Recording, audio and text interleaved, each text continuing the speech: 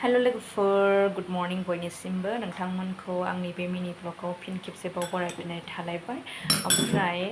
school time जानाय लोगो लोगो बिमायाबो रेडि जानांगौ ओमफ्राय रेडि जाबाबो आंनो जाब जुबसो आरोना लोगोफोर न'आव जाखौ गानो आं बेखौनो गाननानै स्कुलाव थाङो आरोना लोगोफोर मानो होनब्ला जोंना स्कुलानो खाथिखा थ' बेखायनो आङो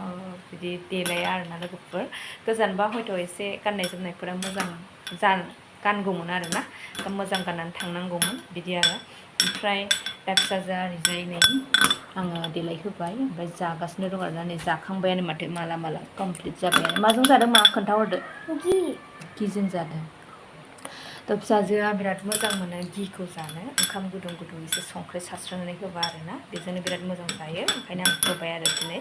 ओमफ्राय दिनै बिस्रा एग्जाम दङ एग्जाम माने कनभारसेसन आरोना जालागासिनो जानायालाय दाख्लैबो माने रिडिं दंमोन ओमफ्राय दिनै कनभारसेसन दङ ओमफ्राय खोन्थाहरदो मा एग्जाम दं होनदों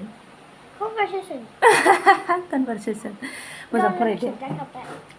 नोंबो खोन्थानांगौ ना मेमा जा कुइसन सोङो बिनि एन्सारखौ कुइसनखौ थाल लानानै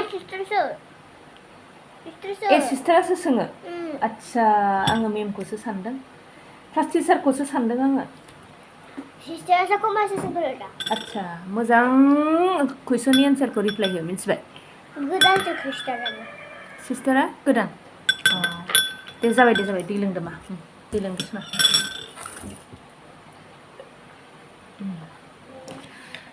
फिसाजोआबो जाखांबाय ओमफ्राय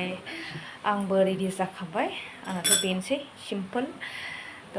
मिनि ब्लगखौ एसेयावनो दोनथ'नाय जाबाय बाय बाय